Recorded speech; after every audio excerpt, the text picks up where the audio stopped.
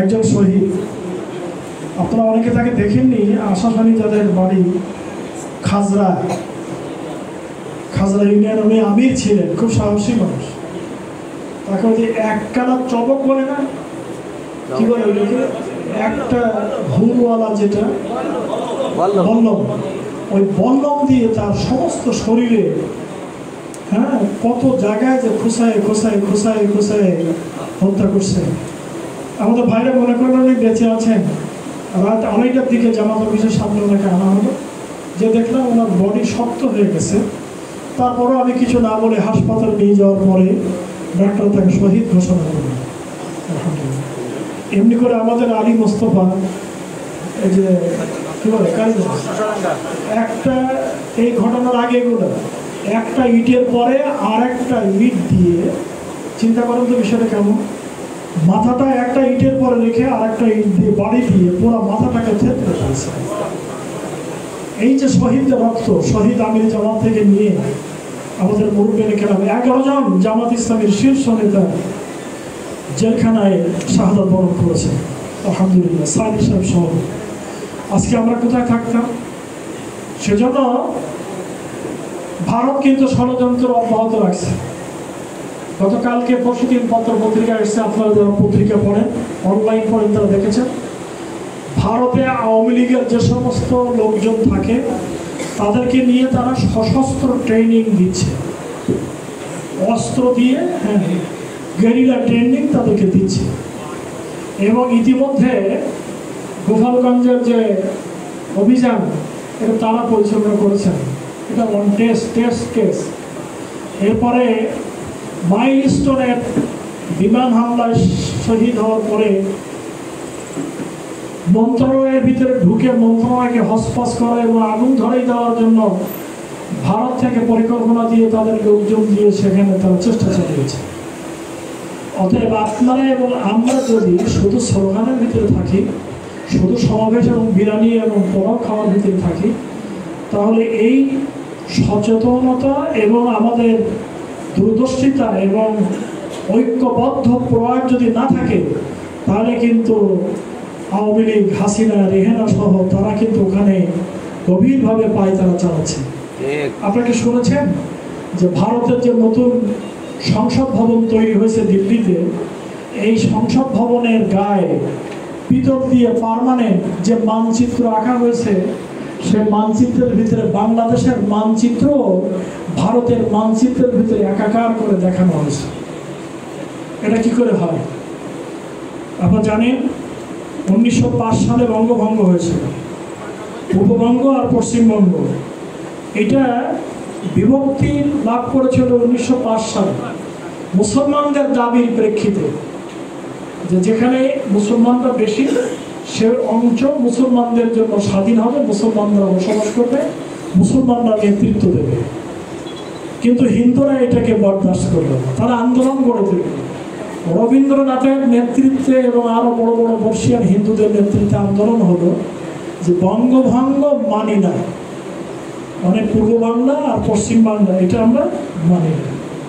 আন্দোলন হলো 1911 সালে যে এই বঙ্গভঙ্গ রদ হয়ে দুই বাংলা আবার কি হয়ে গেল, এক হয়ে গেল।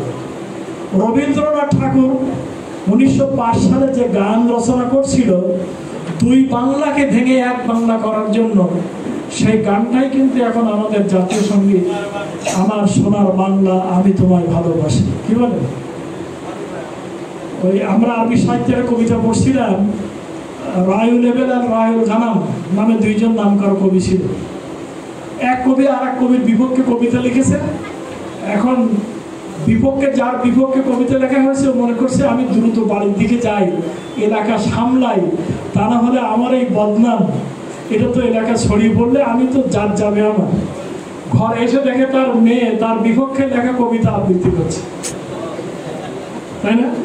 মানে বাড়ি আসার পরে তার মেয়ে তার বিপক্ষে যে কবিতা লিখেছে, রম্য কবিতা, সে কবিতা তার মেয়ে পাঠ করছে। উনি বললেন যে কবিতার গতি, হ্যাঁ, তরবারির গতির চেয়ে আরো অনেক গতি শক্তিশালী। বন্ধুগণ, সম্মানিত হুফাজে কেরাম, হাফাজে কেরামরাই তো কোরআনুল কারীমের সিনায় ধারণকারী। বুকে ধারণকারী, মাথায় ধারণকারী, চরিত্রে ধারণকারী, এই কোরআন তো জমিনে কায়েম করা প্রথম শপথকারী ব্যক্তিরাই তো হাফেজে কোরআন হবে। যারা হাফেজে কোরআন থাকবেন তারা কাতারের সামনে থাকবে। অতএব শুধু হুপ্পাজে পরিষদ করে বছরে 2-1টা সম্মেলন করে কিছু খাওয়া দাওয়া করে কুইজ এবং ক্যাশ প্রতিযোগিতা করে না, এই গোটা বাংলাদেশের নেতৃত্বকে চেঞ্জ করবে। আপনাদের প্রতি জনগণের ভালোবাসা আছে, আপনাদেরকে মানুষ সম্মান করে, আপনাদেরকে ইজ্জত দেয়। হাফেজ সাহেব হাফেজে কোরআন মনে করলে এখনো আমরা দুর্বল হয়ে তাদেরকে নামাজে এগিয়ে দিয়ে দেয়।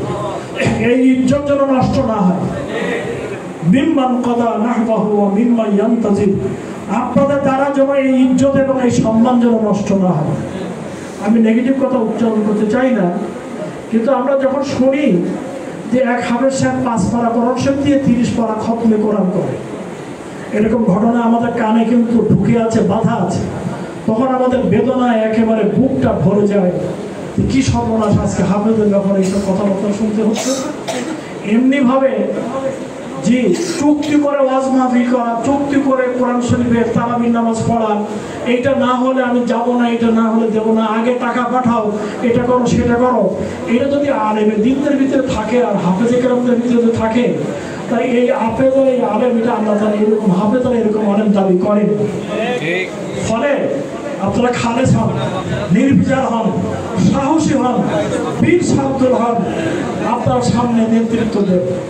আল্লাহ ইকবাল বলেছেন, ফের তুঝে করনি হয় একবার ইস জাহা কি রাহবারি, ও খুদা কে নাম লেকর ফের আলম বারদার এবার। তোমাদেরকে জাগতে হবে, জাতিকে জাগাতে হবে, পতাকা হাতে নিতে হবে, তোমাদেরকে পৃথিবীতে আবার নতুন করে নেতৃত্ব দিতে হবে। আল্লাহ ইকবাল আপনাদেরকে স্মরণ করেছেন।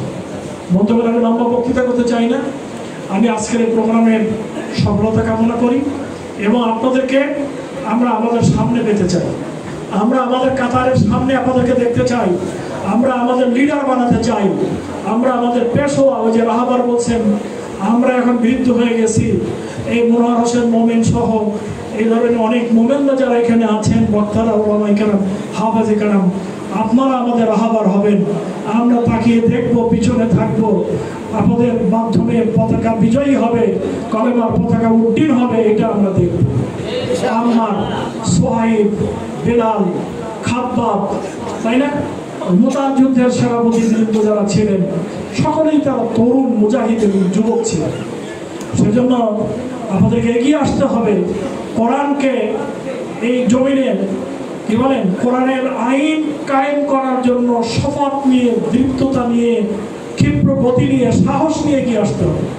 আমাদের আমির জামাত অনেক জায়গায় যে বলেন আপনারা কি প্রস্তুত, এরকম বলেন না, তো বলে আমরা প্রস্তুত। উনি বলেন না, আমার কাছে এই সংবাদ, এই আওয়াজ আমার কাছে ভালো লাগলো না, আওয়াজ ভালো লাগলো না। আজকে দেশে ব্রিটিশ নেতৃত্ব দিয়েছে, এদেশে পাকিস্তান নেতৃত্ব দিয়েছে, ভারত নেতৃত্ব দিয়েছে, এখানে আওয়ামী লীগ নেতৃত্ব দিয়েছে, জাতীয় পার্টি নেতৃত্ব দিয়েছে, বিএনপি নেতৃত্ব দিয়েছে। তারা কি ম্যাসাকারটা দেশের জন্য করেছে, তারা দেশের জন্য কি দিয়েছে, কি করেছে। আর এই কয়েকদিনের মধ্যে জামাত ইসলামী 5ই আগস্টের পরে গোটা দেশ এবং জাতিকে কি দিয়েছে। এক ডাক্তার শফিকুর রহমান সারা দুনিয়াকে নাড়া দিয়েছে, সারা পৃথিবীকে নাড়া দিয়েছে। আপনারা শফিকুর রহমানের আদর্শের কি বলেন পতাকাবাহী সৈনিক।